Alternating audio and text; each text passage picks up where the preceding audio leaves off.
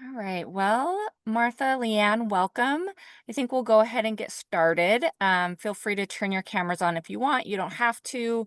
Um, we're going to talk a little bit about the holidays first, and then we're going to open it up. And so I hope you guys feel comfortable sharing.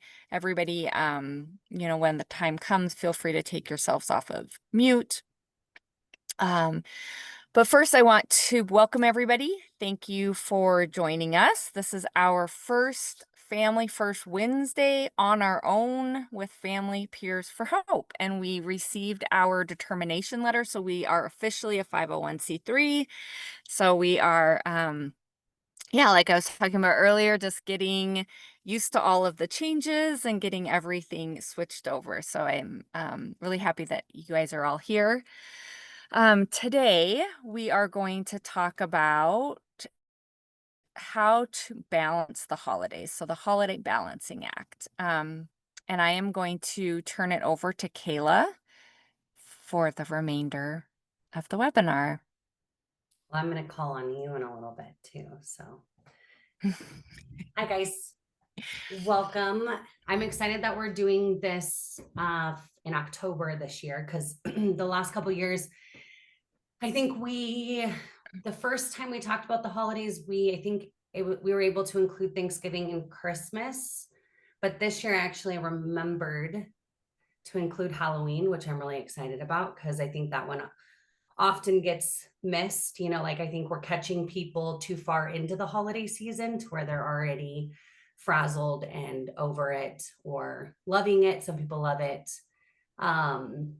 So I think first and foremost, starting off with, understanding that for us as parents and caregivers to children with behavioral health challenges and special healthcare needs, the holidays isn't necessarily that picture perfect holiday movie that we see on TV or the social media post that we see, families baking cookies and getting to go look at lights. And while it can be all of those things, I know for me in my experience, it hasn't always looked like that. Um, and so, with the change in routines, kids being out of school for longer breaks, with the demands, that are put on us with buying presents and being here at this person's house and bringing a appetizer or bringing, I don't know, just showing up at a bunch of different places and then just still having to show up in our personal everyday lives can be challenging. And so I want to acknowledge that sometimes the holidays just aren't as picture perfect, I think, as it can appear. I know for me, it's always overstimulating. I never feel like I'm doing enough, or I don't feel like I've dropped the ball here, or I'm not giving my kids, the holiday experience that they deserve or need. But I think it's important to offer yourself grace during that time, because it is a lot, and I think a lot is expected of us as parents and caregivers, and then a lot is expected of us to raise our children who have extra needs, extra challenges, and extra asks of us as their parents and caregivers. So I just kind of wanted to touch on that it doesn't always have to be that picture perfect holiday experience. And if it's not, that's okay. And reach out for support. And I think it's important to just acknowledge that. So I don't know about you guys and like the different kinds of things that you've implemented over time. I know a big one that's come up every year is the expectation from our families and the pressure that we feel to maintain those holiday traditions, like showing up at this house, or this person hosts this Christmas dinner, and or they host Thanksgiving and you have to travel, or and a lot of the conversation I know that we had last year was kind of learning how to just say no. Like I can't, I don't, maybe don't say I don't want to, but I think that's kind of the point we were at last year, huh, Kara, when all three of us were diving into we were pretty far into the holidays last year after we had our little powwow conversation about the holidays. Um, and yeah, I think the three, I think it was Aaron, Karen, I think we were all just kind of getting better about saying I can't, I don't have, right, I don't have the energy, I don't have the power right now to make that happen, and just kind of standing in our power to say no. So I don't know what kind of things that you guys have learned. We're going to get into that in a little bit. I'm going to ask you guys some questions for your guys' feedback, but setting boundaries is always a good skill to obtain when raising children like ours, and also for our own mental health. I know for me personally, the winters are hard. I kind of thrive in the sunshine, and so the holidays just always, I think, add another layer for me when it's darker outside. The days, this, when the daylight is out, the days feel longer to me, and it's cold and I'm exhausted and it's hard. It's just hard to keep up.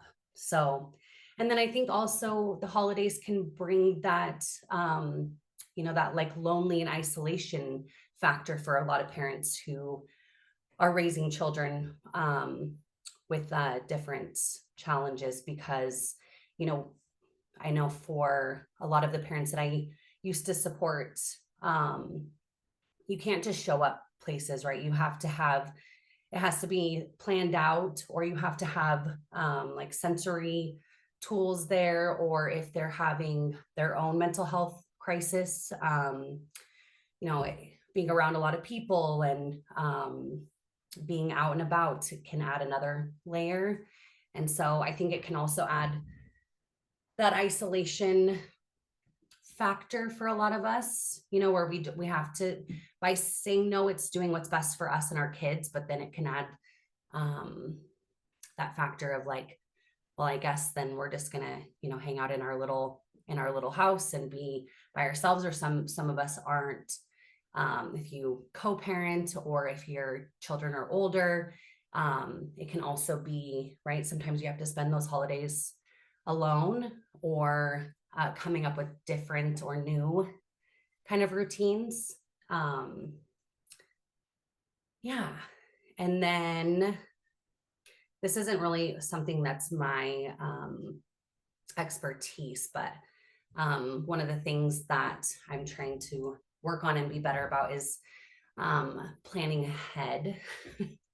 And so like with my son, he has autism, and so I'm trying to get better about using visual schedules.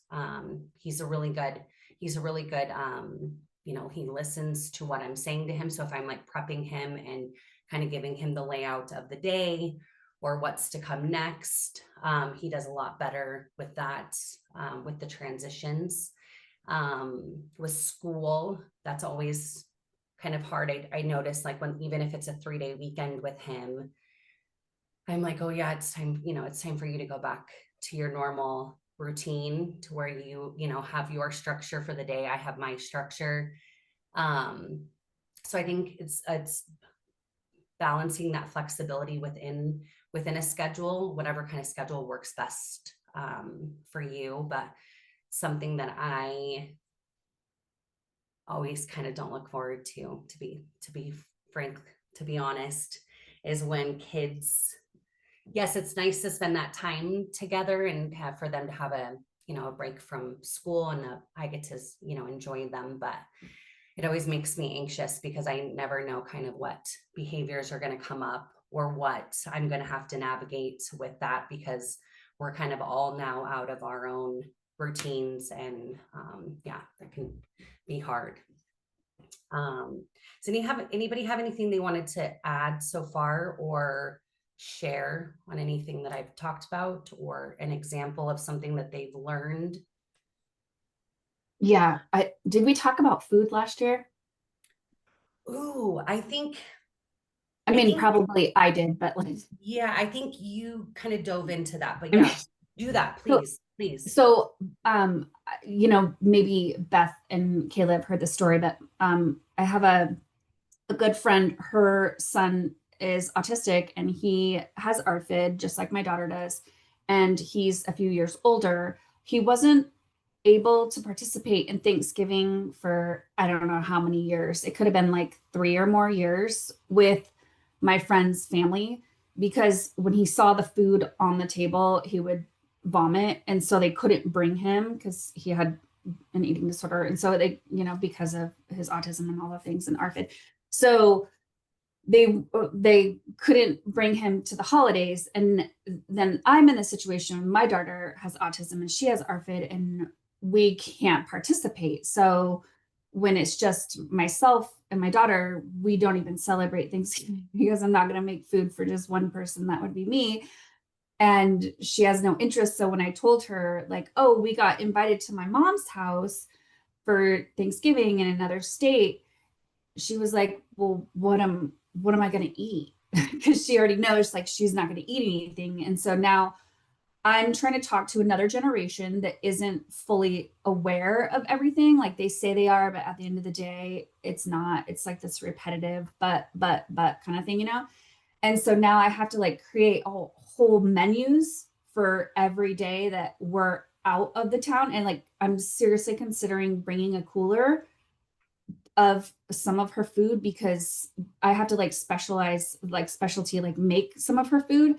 And so I might like literally have to pack waffles, aka or pancakes, and some cheese, like her specifics, just so that we can literally participate in a holiday. Yeah, And that would be for Christmas also. So like if yeah, someone invited us to Christmas, I would have to do the same thing. I would have to prep all the food and do all the things. So yeah, it is a significant challenge for us, right? yeah. No, thank you for adding on to that. I think also two of my takeaways from what you just were talking about is yes, I think right, just the prep and the energy it go like takes even just to think about like leaving town for a little bit because of right having to pack a cooler and have to like meal prep and instead of being able not that you wouldn't do those things for your child but it's like just for us to leave town and try to go and enjoy a sorry, there's a plane flying by outside. I don't know if you can hear it. It's loud. Um, that's a lot of work and energy. And sometimes at the end of the day, it's like, is it even worth going and and doing all of that just, just to see family. And I think also the other takeaway that I heard was, yeah, having to explain your child's needs and advocate for them to people, right? Either that are family, friends. Because I know with Bryce, I mean, his diet is very limited. And so having to explain, like, oh no, he's not even gonna try that. I'm not even gonna make him. I work on stuff like that with him all of the time, but today is not the day that I'm going to try to make him eat some turkey and some mashed. No, like no, and please stop asking me and stop mentioning it and stop offering him. He's not going to eat. He will tell us when he's ready to eat. He will, right?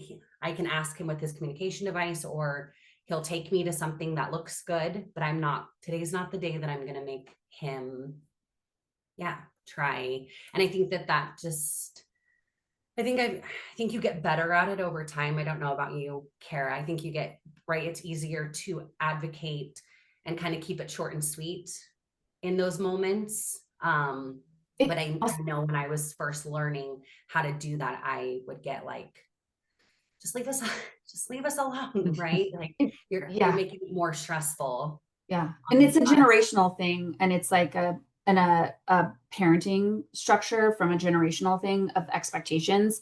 And so you're like inner navigating generation and like expectations of their parenting strategies. And then you're Yeah, like, oh yeah, so I don't parent like that. So then on top of number one, I don't parent like that. And number two, we have significant needs, you know what I mean? With yeah, that generation situation. So then I'm just like, and then like do I just like avoid it when someone asks me? Then I'm like, oh, look over there. Like, because Yeah. I'm just so overwhelmed with like all of Yes. it that I'm like, how do I divert this like intense conversation that I've had a million times and I don't really feel like having it with you on this day that I just want to like eat some food that I like Yes. and like have fun. You know what I mean? Like, Yeah. can we just like not? Yes. Yes. And I think something that you said, I've heard you say before that I think is so true to point out, I'm sure there's other diagnoses that also have this thing, but like you've talked about before, when people are like, oh, well, if back in my day, like if kids didn't eat what they were served, then they like wouldn't get anything else, or they wouldn't eat. But our kids, my son, your dog, they just won't. They won't eat if we don't offer them right suggestions that they would. So yeah. Well, thank you for adding to that. I feel like there's so many different little things that we kind of don't think about, right? Unless it's our experience, our lived experience, what we do every single day with our kids. And I think then the holidays can add a whole nother component to that.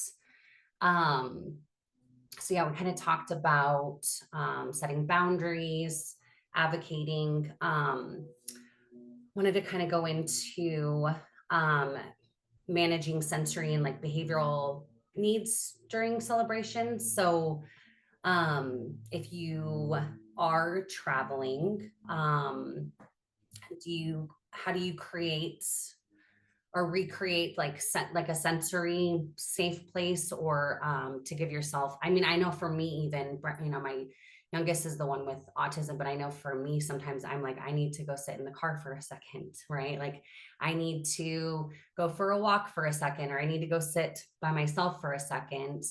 And I think that there's also nothing wrong with that, but taking a second, taking a break.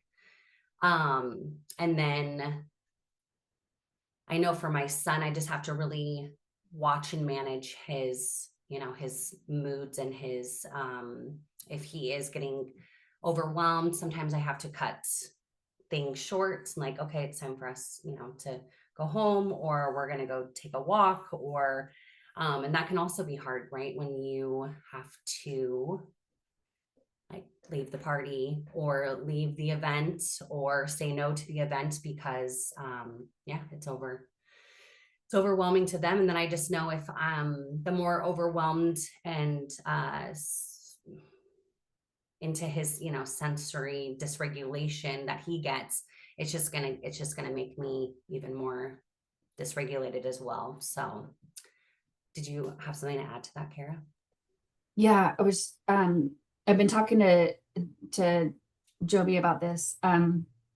Like if you're flying, you can get like the Sunflower Project has like the lanyards and they have like different products. And so I'm gonna need that if we're gonna like fly out, but like then trying to explain it to my child that like this is what it means, and hopefully the airlines like understand, because like it is at a handful of airlines. It's not all over Montana, but if you live in Missoula, you can go to the library and can get one. The airport in Missoula has it. And then obviously, like if you're gonna fly, right? Like all of your what if something happens kind of, or how to keep someone busy. So like after I committed to like then going to visit my mom, like how many extra things do I need to pack to then keep this person busy so that when there is that downtime, there isn't like something that's bothering her that's like going to derail the situation, and just like, okay, so we've got like this safeguard, we've got this, like how big a bag can I pack? Yes. Like all the extras, you know what I mean? Of like, know. hey, let's keep busy. Like, how do we, you know what I mean? Like, I don't know, just like thinking about that. And like when I flew from San Jose to Michigan, there's something that made me think about if my daughter was of a different child that I've helped with different disabilities and medical needs, like really making sure that when there's a dog, it's a drug dog, it's an active working dog in the airports, like to reiterate on our way there, like, hey, I know you're going to see some dogs and I know that they're so cute, but we unfortunately, we can't talk to them. We can't touch them. Like just reiterating that because like they're full on in work. They have nothing to do with kids. But like, if we don't keep talking about that with those kids, our kid could get bit or something could happen, right? And we were in a situation where the drug dog was going back and forth. So like we were in this line and the drug dog, we had to like walk back and the drug dog and the handler were walking back like this. And if I had another kid, that kid would have been like, can I, and like, you know, like the touch, because like the dog's trying to sniff us, but like not sniff us in a sense, right? Not Yeah. like, and so like, just like constant, we're in a public place, there's going to be dogs, they're not, you know, meant for you. Like, so like, I have to do that. I have to remember to say, we can't touch them. I know they're going to look so cute, but like, you know what I mean? It's just like, Yeah. cause that could turn into like a nightmare too, right? Yeah, absolutely. Yeah. No, I'm glad that what was that? You said the sunflower program? Sunflower project. Yeah. Okay, sunflower. I'll have to put Yeah. that in the chat in case. Yeah. And I've advocated with the fairgrounds in Missoula. Obviously, I've hit up all the fairgrounds, but I have hit up the fairgrounds in Missoula and they're going to take on the project for next year for the fair. But you can purchase them online. They're like $14.50 and it's kind of out of my budget just to get like a lanyard. But I do need like, it's for, and it's not just for children that have autism but it's like for instance, I met with the director of the in the United States, like there's regions around the country. And I met with her and she's like, here's a for instance, okay? There is a woman, she had a traumatic brain injury and she was on a bus and she was sitting in the handicap area and someone walked up and said, you need to get up, like someone else is coming. And so for her to wear that lanyard, she does have like an invisible disability, right? She has a traumatic brain injury, but like she was sitting in the handicap and someone looked at her and didn't think she had a disability. And so there's like all kinds of components to that, right? Not just like kids with autism that present a different way, right? Like mine does. Like the amount, I mean, I told you guys I had to go buy business cards so I could give them to people because people were so mean to us. Like, and then we still can't go into the post office because we had three strikes were out with like people being mean to us in the post office. So we can't go. I have to go without her. But so yeah, like, so hopefully we can get more and more people. Like I have advocated with the fairgrounds in Bozeman. So like the more and more we can grow that project, the more I think families have like, you know, Yeah. I could be at the fair and be like, oh yeah, like I get it, I see. And so when Yeah. someone's like upset at the ride, then I'm like, I get it. You know, obviously I'm gonna be like, I get it, but like, you know, so yeah. Just like making movies about that would be awesome. Yes, I think that that's a great program. I also just like a little part of me though, just the like, I don't know what it is. It's like, why do our kids have to wear lanyards for people just to be kind and accepting? If I saw someone having a hard time, I would just say, oh, they're having a hard time. It doesn't need to, you know, oh, they're autistic or they're, you know, whatever. Yeah. I don't know. I love the concept. I think it's great for people who I guess can't just be decent human beings. But the other part of me, the advocate in me, is like, why should they have to wear a lanyard for people to give them, right? I agree. Grace. I agree. Yeah. I agree. Yeah. Mm-hmm. So I'm going to because I just noticed we're getting close to 12:27. I'm going to let Beth share her lived experience. She's going to just give us a little snippet about her time during the holidays and navigating behavioral health challenges with her kiddos. Thanks. I also realized I didn't introduce myself. earlier. I'm Beth Ayers. I'm the Executive Director of Family Prayers for Hope, and Kayla is our Community Outreach Coordinator for Family Prayers for Hope. I have two children. They are both grown adults now, 26 and 21. But they both have experienced behavioral health challenges. And I guess from my experience, I grew up in a home where you worked really hard to do what was expected and not rock the boat. So if, we weren't feeling like doing the holidays or something, that wasn't an option. You suck it up, you go do what you're supposed to do, and then you can, behind closed doors or whatever. And so there was just always these expectations. And so when I had children, I naturally had those same expectations for them, but mostly I had that same expectation for myself. If I was a good mom, this is how my children would behave. If I was a good mom, this is how they would act. If I was a good mom, this is what we could pull off for the holidays. And obviously through my experiences, that good mom persona got crushed very early, and I had to realize that we are humans with our own traits and our own expectations and our own abilities, and that it was okay to not be able to do what everybody else could do. Um, and so I think the hardest, and then I think just there's something about the holidays that just makes hard things harder. I don't know why.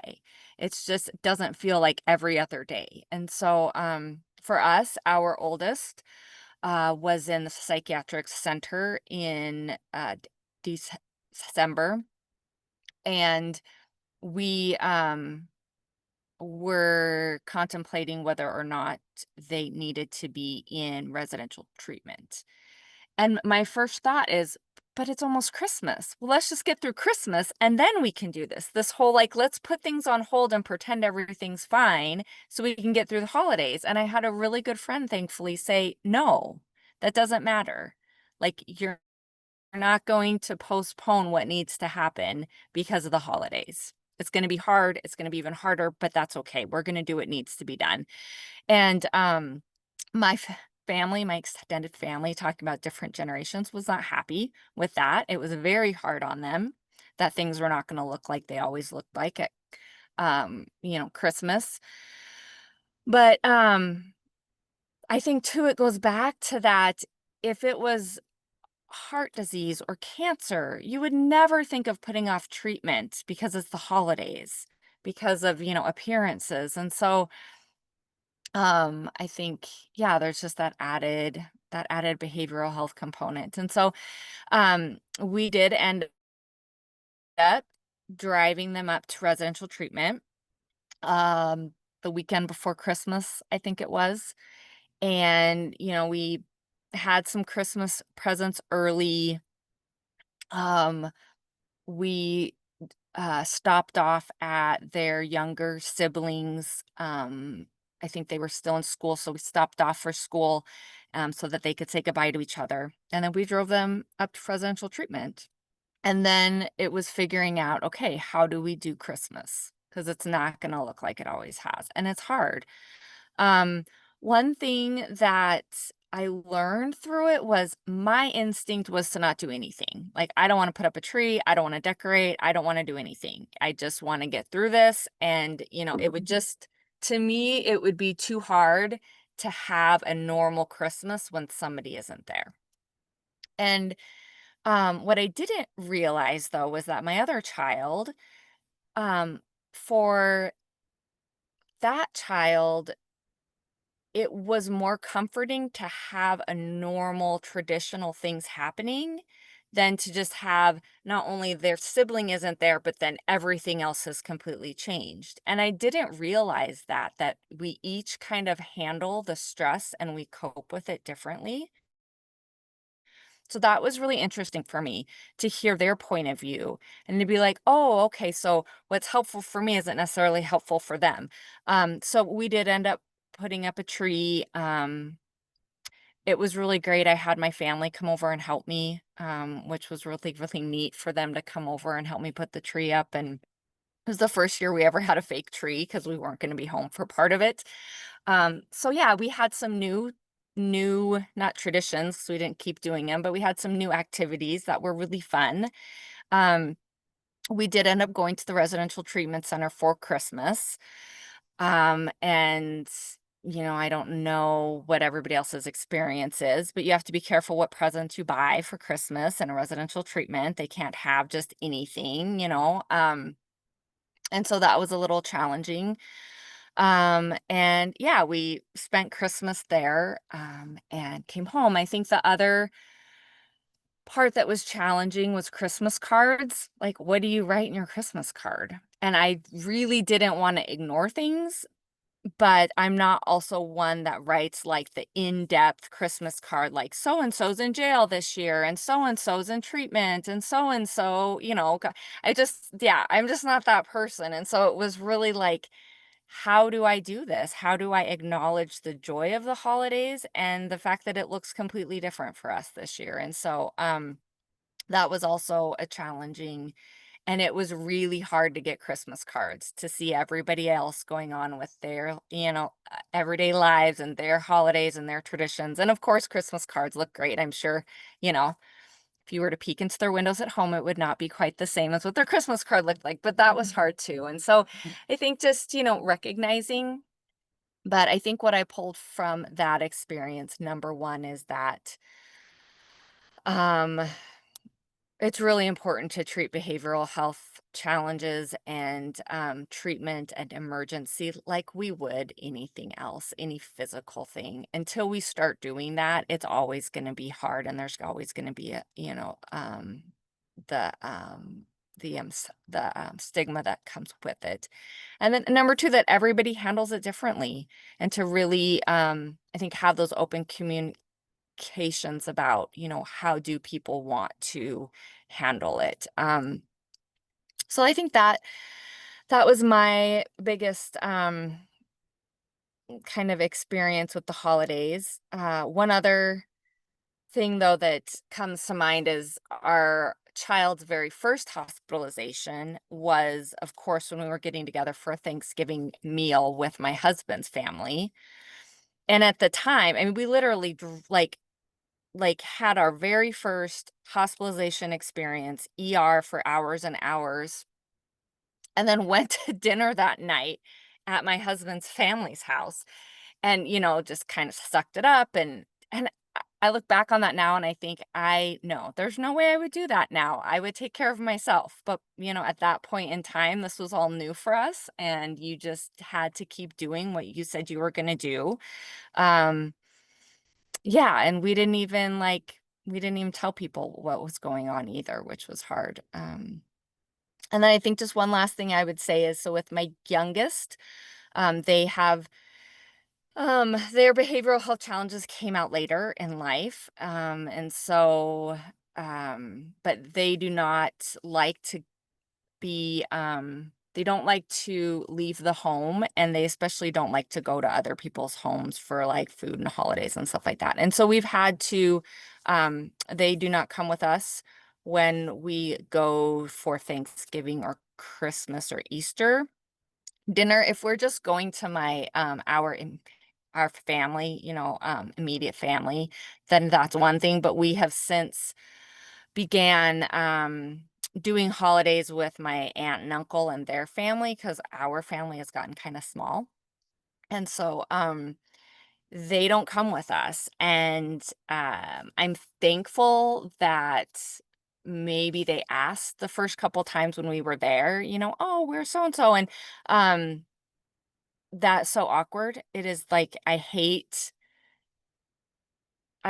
being asked questions that seem very normal and like really easy for everyone else to answer, and those questions just are not easy for me to answer. What is your child doing after high school? Where's your child now? What are they? Those are just not easy questions. And I, again, because of expectations, don't like to be blunt and be like, probably none of your business, or, we're not doing things like everybody else does. It's really hard for me because I want to give those answers. I want to say, oh, yeah, we're doing all of this and this is what's happening. And it just isn't. And so, yeah, they don't ask anymore, but, they tell us to say hi. And sometimes it's harder than others because I want to spend the holidays with my child. But we usually only go there and eat for, 2 hours, 3 hours, and then we come home and spend time together. But that is a challenge of, what do we do? We could stay home, we could go. Either way is not how I would prefer it to be. I'd prefer us to go and all together, but that's just not how it is. And that's, okay. It's it's okay. And we've learned to do other traditions, and we've learned to have other holiday family things that just aren't, they just may not look like everybody else's. So yeah, that's what I have to share. Thank you guys for letting me share. Thank you, Beth. And I kind of have already shared some of my lived experience with my son. So my youngest, he hit all of his milestones, and then there was like ear infections and some communication concerns, but I did not have the idea that like autism was even in the question. And then when he hit his regression, it was just quick and it was fast, and then he was like himself, and then he just wasn't. Kind of felt like it happened overnight. Probably wasn't overnight, but so the first couple holidays with him, he enjoyed it. He like all of, Christmas, he would get excited, or I mean, I think from like his understanding, he was 1 and then 2. Yeah. And then by 3, I think it was, he just was not, he didn't care about the presents. He didn't care about really engaging with anybody, I guess, besides me. But it was still like, if he had to, it was really hard to get him to like come hang out with us anymore, especially in a like big setting. And I think, that's hard to grieve, right? When you have when he enjoyed it 1 year, and then the next year I'm like, here's a present. He's just like, whatever. He could not care less about it at all. And so and then kind of the same thing like Beth was saying, it's different, I think, with special healthcare needs and behavioral health challenges, but having to be put on the spot and asked questions like, oh, does he even like it? I'm like, it's not about you. It's not about the present. It's not about, right? Like, thank you so much for getting him something and thinking of him. But like, as you're trying to like hold back tears, that like, why isn't he excited to open? It's a toy, or, I'm also navigating this just so like right along with everybody else. And then when everyone's looking at you to answer these questions, you're like, I don't even have the answers to this question. I feel like I should, but I don't, I think with my son, I just really tried to, like, I know that Christmas is not right. He doesn't care about things. He just doesn't. Like, so if he go to the store and he sees something that makes him really excited, I usually buy it for him because he doesn't usually get super excited about things. So I kind of handle like toy or gift giving to him, like when he randomly sees something at a store. And it's very random when we're at a store. He's not the kid, like my oldest is like, can I have this? Can I have this? Can I have this? Like, he's constantly asking for things, So now with people, I'm just like, he could really use some new clothes. He could really use, like the things that I know that will get used, that they can see him wearing it, or right, just to kind of save those kinds of questions. Like, did he like it? I'm like, I don't know. He's non-speaking. He can't really tell me. I mean, you can kind of tell by his demeanor or his expression, or, and then I just really tried to hone in on the things that do make him excited, like Halloween. He loves Halloween. Halloween is like the best thing ever to him. And so he loves the decorations. He loves going to people's houses. I mean, he tries to go in people's houses. We have to like, put some safety parameters around him because they open the door and in he wants to go. And then I have to get really creative with his costumes because he's not going to put on a big, so like last year, so Bryce cannot have Play-Doh. It's a huge sensory thing for him. He cannot be trusted with it. Like it is just, he just starts, eating it like it's candy. And so last year I got my Cricut out and I made him a Play-Doh shirt. So he was Play-Doh for Halloween and he thought it was hilarious. Like thought it was the funniest thing ever.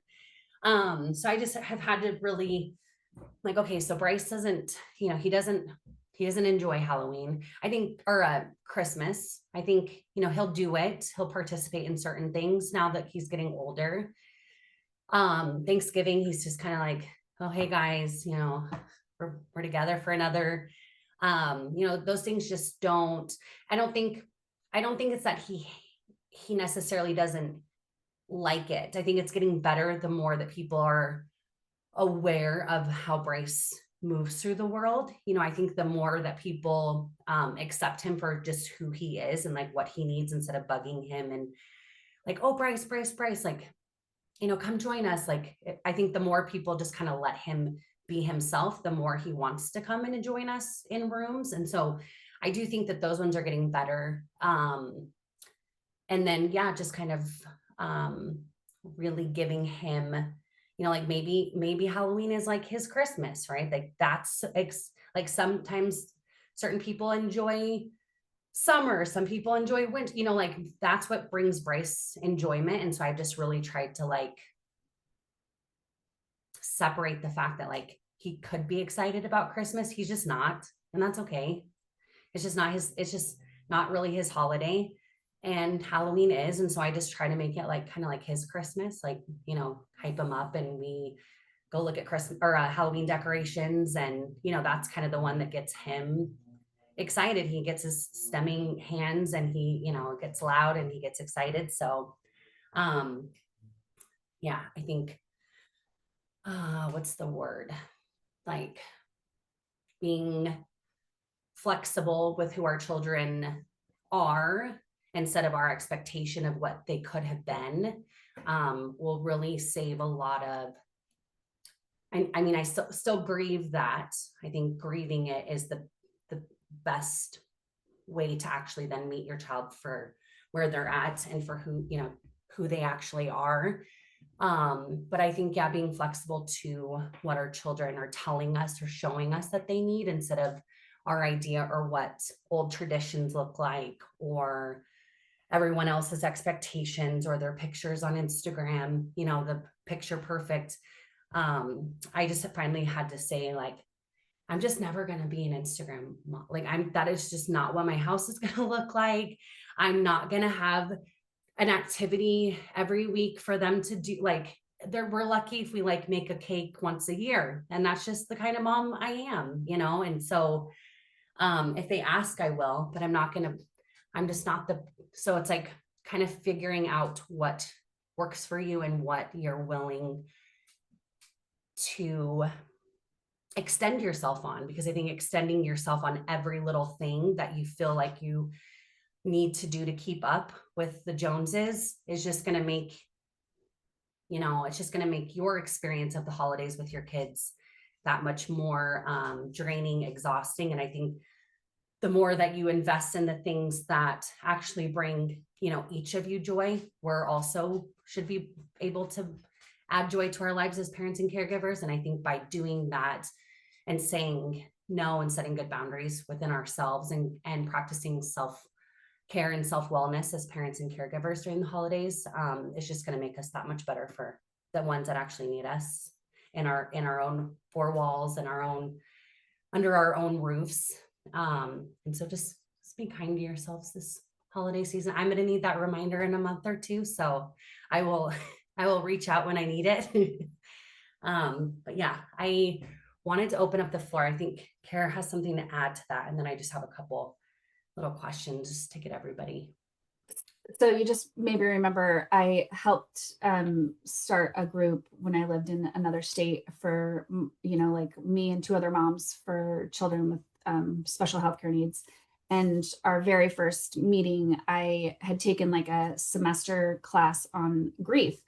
And one of the books, because I'm a crazy book reader, one of the books was called The Myth of Closure. And the woman, her last name's Boss, she coined ambiguous loss. And when we talk about the holidays, it is in a sense like you're talking about like all the milestones that you had, like these expectations when we were pregnant and when we were like doing all these things, right? So it's like this, like we just have, like we have these expectations, and then when we're around these holidays, now we have these exterior expectations that people have for us, and it's like overwhelming because like maybe we've grieved, and then we see these people that haven't grieved, like these relatives that haven't grieved this, like that what, and we're just like, hey man, we're already there. Like we already did it. And but then it's like this reflection, we're like looking at them and they're like in that, like, oh, that's not going to happen. Oh, and you're just like, no, no, no, no, like don't put this back on me, like I already did it.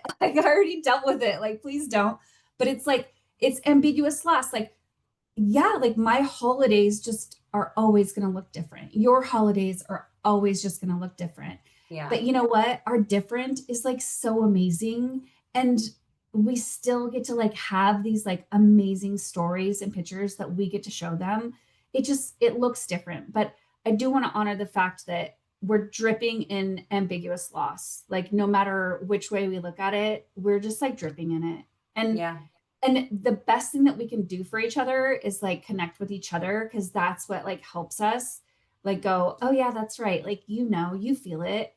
Not everybody on the outside like feels it, right? Like when we're in the store and like things get tricky with our kids, we're just like, like, yeah, but no, I mean, it is ambiguous loss is like definitely like something. Yeah.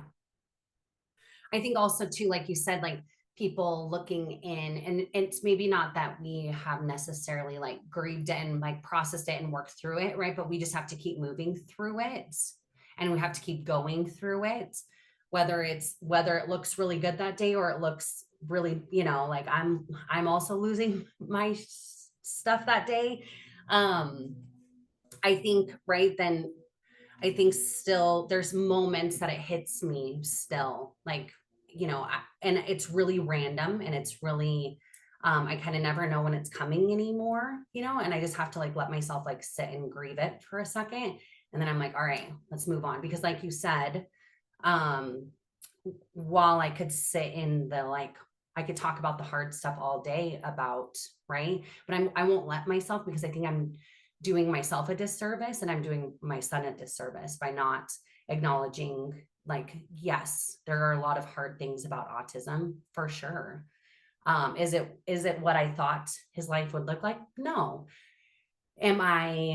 I'm now, I feel like, to a place where I'm super grateful for autism, and I'm grateful for this experience to get to raise a child like him. I think he is the coolest person I've probably ever met in my entire life. And so I feel like it's a privilege to get to raise someone like him, right? Has there been a lot of adapting and tears and trial and error? Yes. Yeah. But I think if someone could go back and, ask me long ago, like, if you could choose, I would choose it all over again. I mean, I probably makes different decisions here and there through it, but I would. So does anybody else have any like tips or tricks on with either how you now, like, do you, because I know last time we kind of talked to, there's some people who just like they just don't celebrate the holidays, like just to like let that burden fall off of them, they just don't. Or when you are setting boundaries, is there a skill set that you've learned with it? Do you just say it bluntly? Do you say it kindly? Does anybody else have anything to add with that topic, with setting boundaries and advocating for your needs and your kids' needs through the holidays?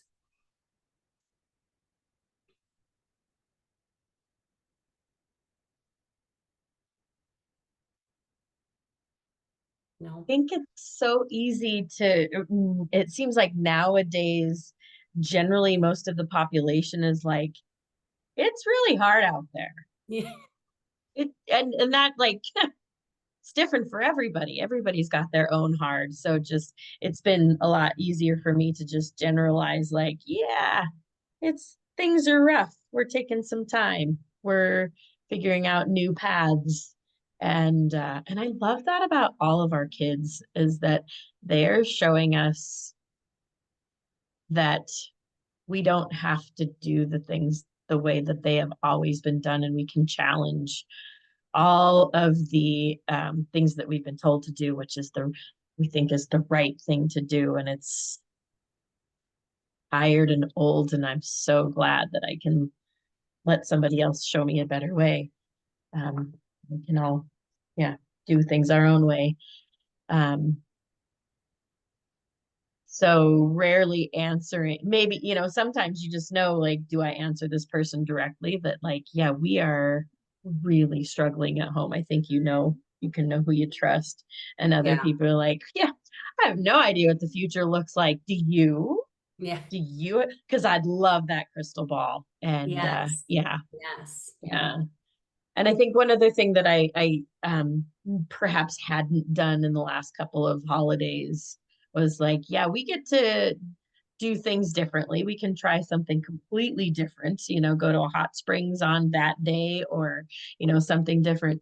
But also scheduling in our own self-care and quiet moments is something that I haven't done. And I will absolutely ensure that I not only take care of the household and everybody else's needs, but that I get my own time as well to grieve, to get ready Yeah. for the next day. Because Yeah. life isn't slowing down. It's not No. like, oh, we get a day off to recover from the holidays. So Yeah. Yeah. Thank you for adding that, Joby.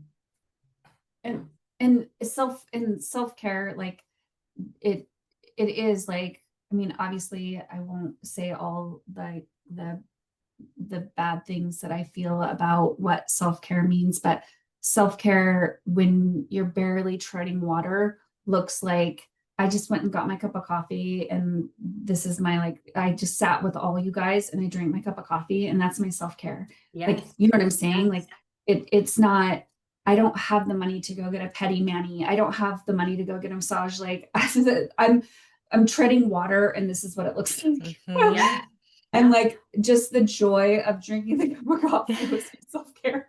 So like this is it, man. And like we all can laugh and joke because we all know that that's what it looks like. Mhm. And so I don't say that to anyone. I literally don't say that to anyone. I'm just like, please just relax and do what you want to do, right? Mhm. Just Yes. Yeah. like kissing my cat and giving him a nice little body massage. There you go. That was my self-care.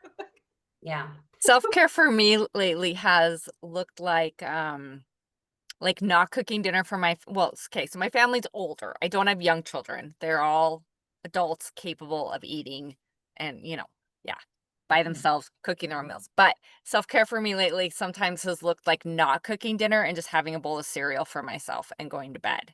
And being like, this is my dinner. See you guys later. So yes, I get it. Yeah. I saw something recently that was like, because I agree with you, Kara. I don't think when I say self-care, I've been trying to be better about saying like self-wellness, because sometimes for me, it's just like, no one talked to me for like 10 minutes, or like, I need to go get in my car and drive and like blast music. Like it's not spendy. It's not pricey. It's just, I can't put a price tag on it because I just need to be alone. So it's like, I saw something recently that said, self-care is just like not being needed, not being like asked anything, talked to. And it's not that I love being needed and I love being wanted by my kids and I love doing all, but sometimes for like 10 minutes, 15 minutes, I'm like, I just don't want to be needed for anything for the next 15 minutes. I just started saying to my oldest, especially because he like now because like before I'm like, I just need a minute. That didn't process with him. Like he's like, Mom, and I'm like, I need a minute, like leave me alone. But I've just started saying to him, I feel myself getting really grumpy. I need 15 minutes. And then he's kind of like, oh yeah, okay. So that's been working. So not that I love that I have to say I feel like I'm getting grumpy. But then I come back and I'm not a monster anymore. So yeah.